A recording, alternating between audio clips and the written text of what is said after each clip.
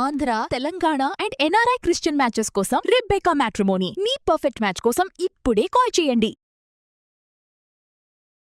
నమస్తే, welcome to our channel. నేను Rebecca. మాకు వద్దంటే వద్దు, అసలు మాకు వద్దే వద్దు అని అంటున్నారు. ఇంతకీ ఎవరది అని అంటే అది మేమే అంటున్నారు హీరోలు, అలాగే దర్శకులు కూడా.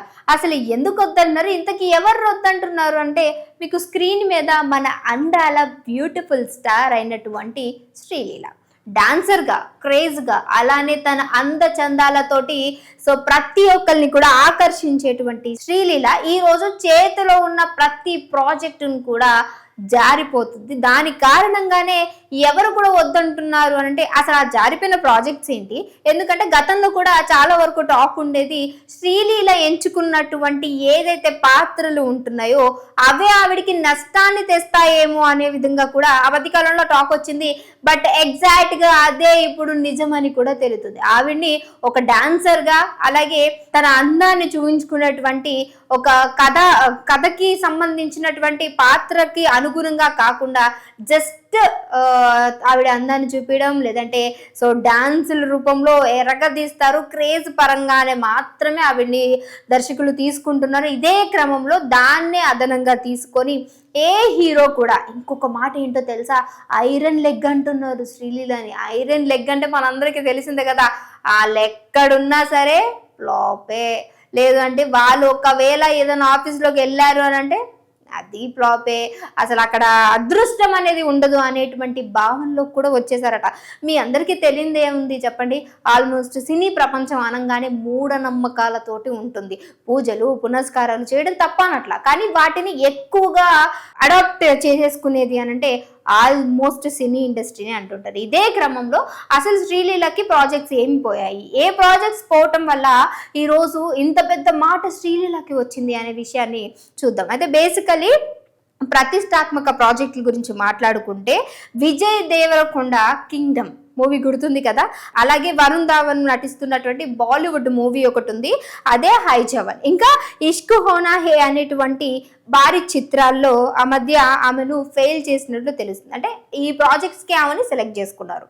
ఈ సెలెక్ట్ చేసుకున్న తర్వాత అఫ్కోర్స్ హీరోస్ అడుగుతారు కదా, మరి హీరోయిన్ ఎవరు, ఇంకా దీనికి మా తల్లి పాత్ర ఎవరు, తండ్రి పాత్ర ఎవరు అనేటువంటి ఇన్ఫర్మేషన్ కూడా తెలుసుకుంటారు. ఈ తెలుసుకున్న క్రమంలో ఆ హీరోలు అందరూ కూడా శ్రీలీలని నో అన్నారట. ఇక నో అనగానే అంత పెద్ద పెద్ద హీరోలే అవన్నీ నో అన్నారు అని అంటే ఇక మిగతా వచ్చేటువంటి ప్రాజెక్ట్స్లో కూడా నో అని అంటారు కదా, ఆ ప్రాజెక్ట్స్ ఏంటి అని చూద్దాం. ఇంకొకటి ఏంటంటే అజిత్ మనందరికీ తెలిసినారే కదా, కోలీవుడ్లో తన అదృష్టాన్ని పరీక్షించుకునేటప్పుడు ఏమైందంటే ఇక ఇక్కడ అంతా అయిపోయింది, ఇంకా కాలీవుడ్లోకి వెళ్ళిపోదాం అని చెప్పి శ్రీలీల అటు అలా అడుగు పెట్టిందట. అయితే ఆ అజిత్ ఏమన్నారంటే ఆవిడ మాకొద్దు అన్నట్టుగా అటు నో ఎస్ అన్నట్టుగానే అట్ట ఇట్ట ఇట్ట ఊపి అసలు కరెక్ట్ సమాధానం చెప్పలేదట. దీని కారణంగా దర్శకులు అందరూ కూడా, హీరోస్ కూడా వద్దు అంటున్నారు కాబట్టి ఈ అందాల బొమ్మకి ఆఫర్స్ అనేవి తగ్గిపోయాయి. ఆ తర్వాత మిస్ అయినటువంటి లెనిన్ మూవీ చూసుకుంటే ఈవిడే ఫస్ట్ అనుకున్నారు, శ్రీలీలనే హీరోయిన్గా అనుకున్నారు. మరి ఆవిడే దాన్ని చేజార్చుకున్నారు, వద్దన్నారు అనేటువంటి వార్తలు కూడా వినిపించాయి.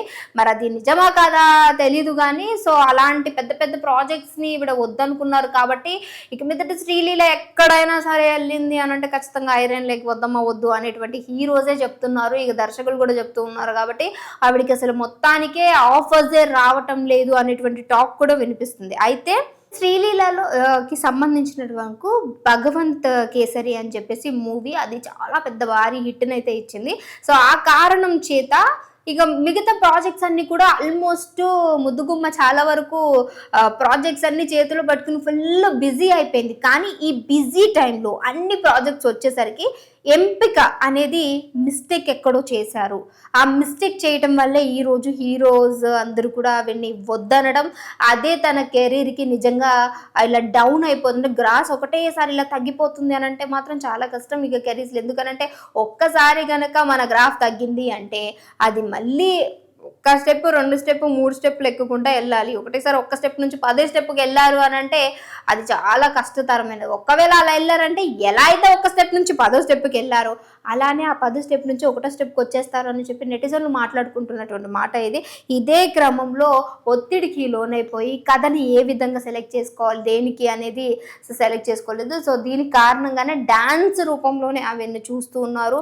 అండ్ అలానే అంటే మంచి ఎలివేషన్ ఇస్తూ ఉంటుంది, మంచి క్రేజ్ ఉంటుంది. ఈ క్రమంలో పాత్రలు ఉన్నటువంటి వాటిని మాత్రమే చూస్ చేసుకోవడం వల్ల ఈరోజు ఆవిడ కెరీర్కే పెద్ద మచ్చబడిపోయింది. ఐరన్ లెగ్ అనేటువంటి మాటను వాడారంటే చాలా కష్టం అనేటువంటి టాక్ కూడా వినిపిస్తూ ఉంది మన సినీ రంగాల్లో. పోనీ అలా అని చెప్పి శ్రీలీలకి అసలు యాక్టింగ్ రాదా, లేదు అని అంటే డాన్స్ సరిగ్గా చేయలేదా అని అంటే ఫుల్ గ్రేస్ ఉంటుంది, అలానే గ్లామరస్గా కూడా కనిపిస్తుంది. ఇంకా తన ఎనర్జీ గురించి మాట్లాడుకుంటే ఒక్కసారి డాన్స్ స్టెప్ వేసింది అంటే కుర్రాళ్ళే కావచ్చు, ఇటు అమ్మాయిలే కావచ్చు, వాళ్ళల్లో జోస్ అందుకుంటుంది, అంత బాగా చేయగలదు. కానీ ఈ దర్శకులు వీళ్ళందరూ కూడా ఇవిని కమర్షియల్ బొమ్మగా చూశారు. ఆ బొమ్మగా చూడటం వల్లే ఈరోజు ఈ బొమ్మకి ఆఫర్లు తగ్గిపోయాయని కూడా మాట్లాడుకుంటున్నారు. సో దీని క్రమంలో ఇక మీదట ఆఫర్స్ వస్తాయా లేదా అనేటువంటి సందిగ్ధంలో పడినటువంటి శ్రీలీల తమిళ మార్కెట్కి వెళ్ళిపోయినట్టు తెలుస్తుంది. మరి అక్కడ వెళ్ళిన తర్వాత కూడా అక్కడ కూడా ఆవిడికి ఆఫర్స్ తగ్గిపోవడం, ఎందుకంటే ఈ ఐరన్ లెగ్ వచ్చిన తర్వాత అసలు మా సినిమాస్కి అంటే అంత ఆడవు. సో ఒక సాంగ్స్ మాత్రమే ఉంటే కాని పని కదా, స్టోరీ పరంగా కూడా ఉండాలి. ఈ స్టోరీ పరంగా ఇవి ఎవరు సెలెక్ట్ చేసుకోవట్లేదంట. దాని క్రమంతోనే శ్రీలీలకి మొత్తానికి ఉన్నటువంటి ఆఫర్స్ అన్ని కూడా తగ్గిపోతున్నట్టు తెలుస్తుంది. కానీ ఏదేమైనా సరే శ్రీలీల యొక్క గ్రేస్ గురించి తెలిసిన వాళ్ళు, శ్రీలీల యొక్క ఫ్యాన్స్ అందరూ కూడా దీన్ని మాత్రం ఒప్పుకోవడం లేదు. డెఫినెట్గా ఆవిడకు ఒక మంచి హిట్ పడాల్సిందే. ఒకవేళ ఆ హిట్ కనుక రావాలి అని అంటే ఈవిడ ఎంపిక చేసుకున్నటువంటి కథ అంత బాగుండాలి. కథ ఎంపికలో కానీ డెఫినెట్గా మంచి పాత్రని కనుక చూసుకోగలిగితే దాన్ని స్క్రీన్ మీద పండించేటువంటి బాధ్యత హీరోయిన్ అలాగే హీరోది ఉంటుంది. అలాంటి కథ ఏదన్నా వస్తే మాత్రం ఒక మంచి డెఫినెట్గా ఒక హిట్ అయినటువంటి మూవీ కనుక ఒక్కసారి వచ్చిందంటే మరలా ప్రాజెక్ట్ చేతిలో ఇలా ఉంటాయట. సో మరి చూడాలి ఇక మీదట శ్రీలీల యొక్క కెరీర్ ఏ విధంగా ఉండబోతుందని. మరి ఆవిడ ఫ్యాన్స్ ఎవరైనా ఉంటే అసెంబ్లీ అవ్వండి, ఫాస్ట్గా మరి కామెంట్ చేయండి. ఇంకొక ఇంట్రెస్టింగ్ టాపిక్తో మీ అందరి ముందుకు వస్తాను. అందరూ చూస్తున్నాను వచ్చాను.